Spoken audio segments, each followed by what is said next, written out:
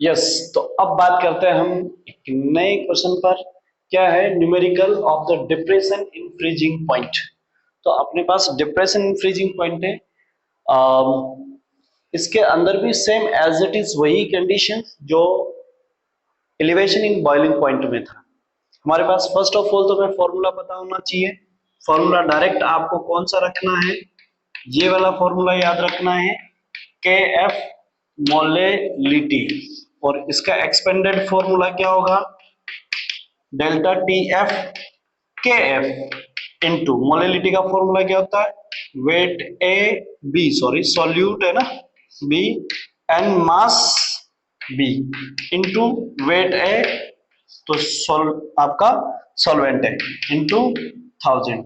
तो आप या तो वो वाला फॉर्मूला ऊपर वाला और मोलेलिटी पता है डायरेक्ट, तो उसको पुट करके ये फॉर्मूला आप जनरेट कर सकते हो।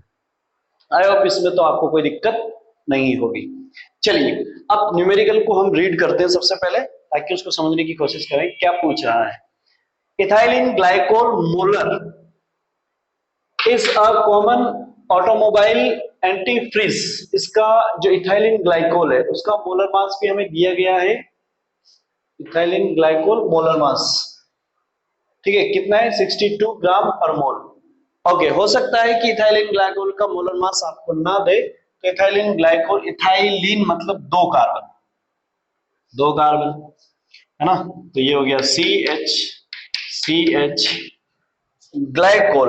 एल्कोहल में एक आता है और पड़ोस पर दो OH हो तो उसे ग्लाइकोल बोलते हैं। और अब इसकी फुलफिल कर दें कंडीशंस, तो हमें यहाँ पर एक OH लगा तो यहाँ पर CH2 हो जाएगा, CH2 ये हो जाएगा। इथाइलिन ग्लाइकोल का फॉर्मूला आपके सामने है, उसका मोलर मास ऑलरेडी गिवन है।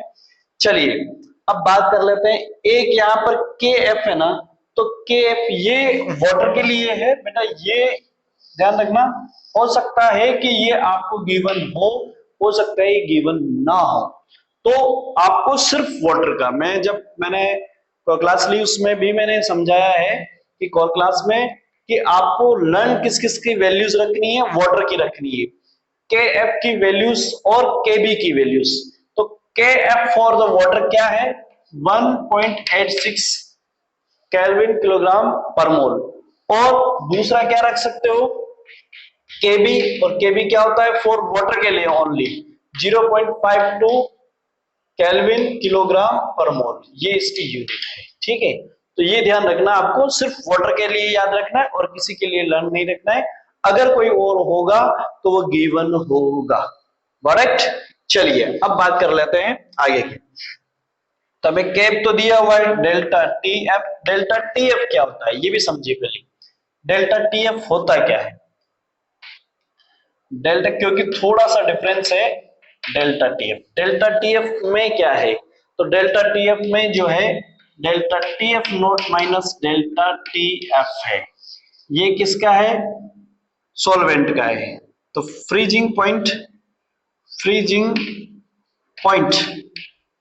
पॉइंट ऑफ सॉल्वेंट, और ये सॉल्यूशन का है। ये किसका है? सॉल्यूशन का। अब इतनी बात तो पता है कि क्या है? फ्रीजिंग पॉइंट है। क्या है?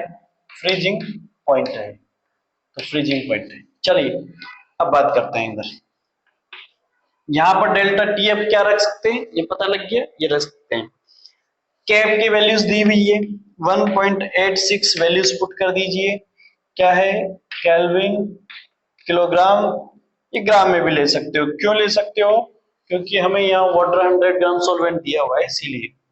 चलिए, पर मोल इनटू वेट है। तो वेट क्या है आपका? इसका सॉल्यूट का वेट क्या है? सॉल्वेंट का वेट क्या है? सॉल्यूट का वेट क्या है? सॉल्यूट का वेट गिवन है क्या इसमें? चलिए फटाफट से बता दीजिए। हाँ, ये रहा। देखो क्या बोल रहा है, calculate the freezing point of a solution. Solution का कैलकुलेट करना है, लेकिन सॉल्यूशन क्या कर रहा है? Containing 12.4 gram of this substance in 100 gram water. तो 100 ग्राम वाटर मतलब सॉल्वेंट है वाटर। तो ये किसका वेट हो गया? सॉल्यूट का। तो सॉल्यूट का वेट कितना है? 12.4 ग्राम इनटू, फिर क्या जाएगा? 1000 अपॉन, अब मोलर मास दिया हुआ है क्या इसका? कौन है? सब्सटेंस, हाँ दिया हुआ है ना, क्योंकि वाटर तो सॉल्वेंट है, तो इथाइलिन ग्लाइकोल क्या है? मोलर मास का, तो इसका 62 ग्राम पर मोल, ग्राम पर मोल, या मैं इसको ऐसे लिखता हूं, इनटू क्या है? वेट ऑफ सॉल्वेंट कितना है? 100, कितना है? 100 ग्राम। काट दीजिए, पर मोल से पर मोल गया, ग्राम से ग्राम गया, ये ग्राम से ये ग्राम गया। चलिए अब बात करते हैं, है ना। देखो जरा, ये वैल्यू इससे कट जाएगी अगर मैं इसमें एक जीरो नीचे ले आऊं, 2 और 1, 2 और 3, 3 जीरो कट जाएगी किससे? इस 3 से। और ये 62 आपको साफ नजर आ रहा होगा, जस्ट डबल बार कटेगा इससे, ये जस्ट 2 टाइम्स कट रहा है ना। अगर मैं 2 से मल्टीप्लाई करूंगा तो 4 और 2 12, 4 12 तो आ रहा है। चलिए अब 1.86 को 2 से मल्टीप्लाई कीजिए तो आपका आ जाएगा delta T F equal to 2 6 12 117, यानी कि 3.72, 6 12 2 1 कैरी, 16 117 और 2 1 3, 3.72, ठीक है। तो ये आपका आ गया है और केल्विन में आ गया। चलिए अब क्या करना है बेटा, आपको कैलकुलेट क्या करना है वो देखिए। ये तो हमने अभी तक निकाला है, इसका डिप्रेशन फ्रीजिंग पॉइंट निकाल दिया। कह रहा है कॉमन एंटिटी कैलकुलेट, यहां से देखिए, calculate the freezing point of the solution, solution का फ्रीजिंग पॉइंट कैलकुलेट करना है ना। तो क्वेश्चन को रीड करना आना चाहिए, सॉल्यूशन ऑटोमेटिक हो जाएगा। तो देखो फिर से इसने वही बात पूछी, freezing point of the solution, solution का फ्रीजिंग पॉइंट क्या है? ये रहा, सॉरी ये तो किसका है? सॉल्वेंट का है। सॉल्यूशन का फ्रीजिंग पॉइंट पूछा है तो ये रहा, मतलब आपने ये कैलकुलेट कर दिया, ये पूछा है तो ये गिवन होगा, गिवन होगा कि नहीं होगा? होगा। ये किसका है? सॉल्वेंट, सॉल्वेंट कौन है? वाटर। अब यहां पर बात इसने छुपा ली है, इसने बात छुपा ली है, delta T F equal to T F not minus T F. क्या छुपाया? ये तो तुम्हें पता ही है, कितना आया? 3.72 केल्विन इक्वल टू, ये तुम्हें कैलकुलेट करना है, ये तो कैलकुलेट करना है, और ये बात छुपा ली है। अब देखो आप बात क्या छुपाई है इसमें से, आप नोटिस कीजिए क्या बात छुपाई है। ये सॉल्वेंट है, सॉल्वेंट का फ्रीजिंग पॉइंट दिया ही नहीं है, उसने पता है क्यों छुपाई? आप सोचते रहोगे फ्रीजिंग पॉइंट तो दिया नहीं है, दिया नहीं है, सॉल्वेंट का फ्रीजिंग पॉइंट दिया नहीं, क्या करें? अरे क्या करना है भाई, छोटी क्लास से लेकर 9 क्लास में कई बार पढ़ा है, सॉल्वेंट है कौन? वाटर। और वाटर का फ्रीजिंग पॉइंट क्या होता है? वाटर का फ्रीजिंग पॉइंट होता क्या है सर? 0 degree centigrade. और इसको केल्विन में कन्वर्ट करूं तो 0 डिग्री किसके इक्वल होता है? 273 केल्विन पॉइंट 15, 273.15 केल्विन होता है।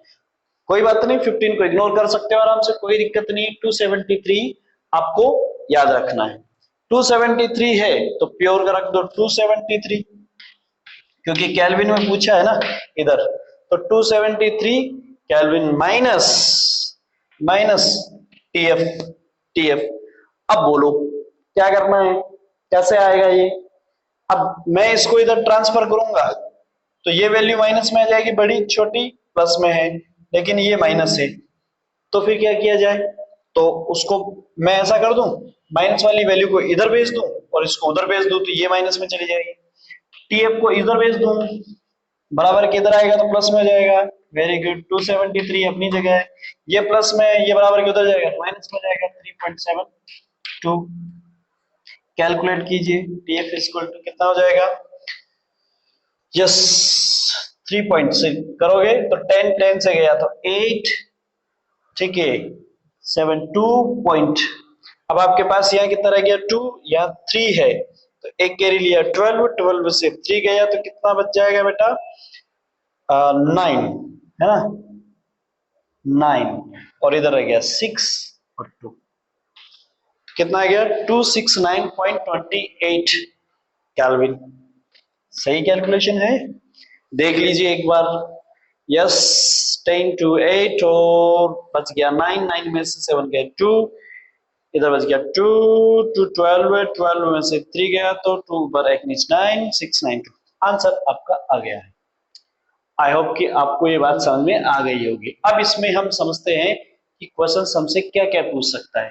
फिर से वही बात, हमसे क्वेश्चन यहाँ से पूछ सकता है, मोलेलिटी पूछ सकता है, कैप पूछ सकता है, डेल्टा टीएफ हो सकता है। डेल्टा टीएफ के अंदर बात याद रखनी है क्या, T F not minus T F, ध्यान रखना इस बात का।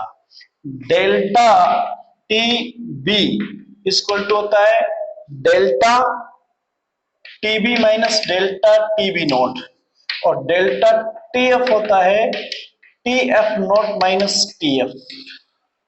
इस बात का फोकस रखना है। यहाँ प्योर सॉल्वेंट का इस जो बॉइलिंग पॉइंट है वो यहाँ है, मतलब आपका यहाँ पर ज्यादा कौन है, एलिवेशन होता है, इसीलिए ज्यादा किसका, सॉल्यूशन का डालने पर एलिवेशन हो गया। जबकि यहाँ पर ज्यादा किसका है वैल्यूज, ज्यादा है प्योर का। किसका है टेम्परेचर, प्योर का। सॉल्यूशन का क्या हो गया, कम हो गया।